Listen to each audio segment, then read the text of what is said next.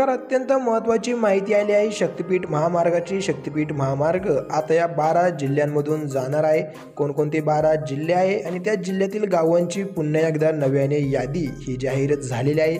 काय आहे ही नवीन यादी ते आपण पाहणार आहोत। सोबतच शक्तिपीठ महामार्गाला सध्या जो विरोध होत आहे, सोबतच शक्तिपीठ महामार्गाची लेटेस्ट अपडेट आता नेमकी काय आहे सविस्तररित्या आपण या व्हिडिओमध्ये जाणून घेणार आहोत। त्याकरता व्हिडिओ शेवटपर्यंत बघा, अत्यंत महत्त्वाची माहिती ही समोर आलेली आहे।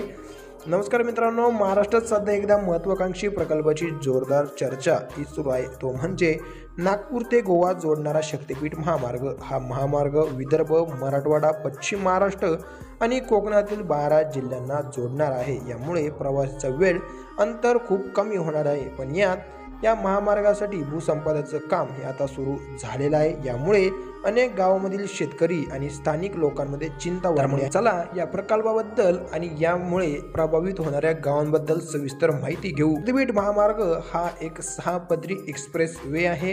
हा महामार्ग वर्धा जिल्ह्यातील पवनार येथून सुरू होऊन गोव्यातील पाथर्डी येथे संपणार आहे। या महामार्गामुळे नागपूर ते गोवा प्रवासाचा वेळ 18 ते 20 तासांवरून फक्त 8 ते 9 तास होणार आहे। हा महामार्ग केवळ प्रवास सुलभ करणार नाही, तर महाराष्ट्रातील प्रमुख धार्मिक स्थळांना जोडणार आहे। यामध्ये कोल्हापूरची महालक्ष्मी, तुळजापूरची तुळजाभवानी, नांदेडमधील माहूरची रेणुका देवी आणि पंढरपूरचे श्री विठ्ठल रुक्माई मंदिर यांसारख्या तीर्थक्षेत्रांना हे जोडणार आहे। यामुळे धार्मिक पर्यटनाला मोठी चालना मिळणार आहे आणि स्थानिक अर्थव्यवस्थेलाही देखील याचा मोठा फायदा या रस्त्यामुळे होणार आहे। या महामार्गासाठी एकूण 8615 हेक्टर जमीन ही भूसंपादनासाठी जाणार आहे। यात खाजगी, शासकीय आणि वन विभागाच्या जमिनीचा समावेश आहे। महाराष्ट्र राज्य हस्ते विकास मंडळ म्हणजेच MSRDC या प्रकल्पाची अंमलबजावणी करत आहे। मध्ये सर्वात महत्त्वाचं म्हणजे या प्रकल्पासाठी, या महामार्गासाठी भूसंपादनाला काही विशेष जिल्ह्यातून तीव्र सध्या विरोध होत आहे।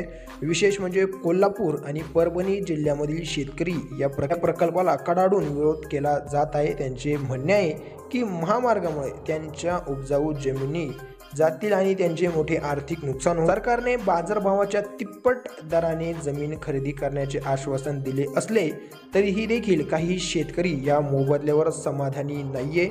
याशिवाय या प्रकल्पासाठी 128 हेक्टर वन विभागाची जमीन वापरली जाणार असल्याचे पर्यावरणावरही देखील याचे मोठे परिणाम होणार आहे। यामध्ये महत्त्वाचं म्हणजे आता नेमकी कोणत्या गावातून हा रस्ता जाणार आहे, कोणकोणत्या गावाची नावे ही समोर आलेली आहे ते आपण पाहू। महत्त्वाचं म्हणजे हा महामार्ग 12 जिल्ह्यातील 39 तालुक्यातून जाणार आहे।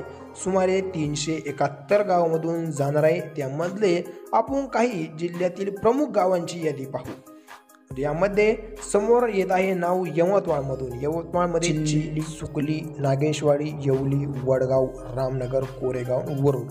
वर्धा या ठिकाणचे आहे वाडोना, खुर्द, पोबळणे, शरद, देवळी, इसापूर, काजळसरा, वाडखेडा।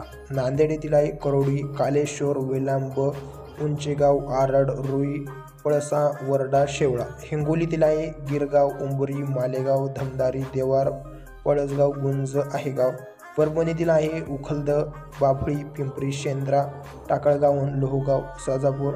बीड येथील आहे वरणवटी, पिंपळा, धायगुडा, गिरवली, आपटे, गिरवली, धामणे, गीता, भारत। लातूर येथील आहे गांजूर, रामेश्वर, देंडेगाव, कासार, जळाव, ढोंगी, काटेगाव, मांजरी। धाराशिव येथील आहे खट्टेवाडी, नेतली, खुनी, घुगी, लासोना, सावंगी, कामेगाव, चिखली, महालिंगी। सोलापूर येथे आहे घटणे, पोखरापूर, कलमन, राई, मालेगाव, जळगाव, मसले, चौधरी। सांगली येथील आहे घटनांद्रे, तिसंगी, शेटफळे, कौलापूर, बुधगाव, माधवनगर, कर्नाळ।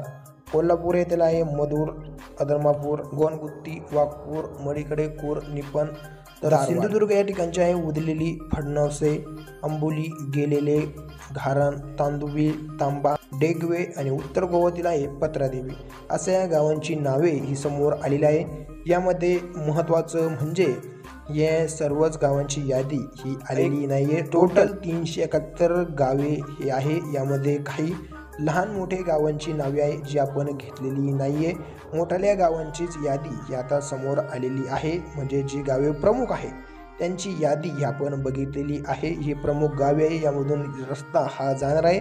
याच्यासोबतच यामधील येणारे छोटे मोठे गाव यांच्यातूनही देखील रस्ता जाणार आहे, परंतु त्यांची गावाची यादी ही काय यामध्ये आलेली नाही आहे. याची सर्व शेतकऱ्यांनी नोंद ही घ्यायची आहे. सोबतच या महामार्गाविषयी नेमकी तुमची प्रतिक्रिया काय आहे?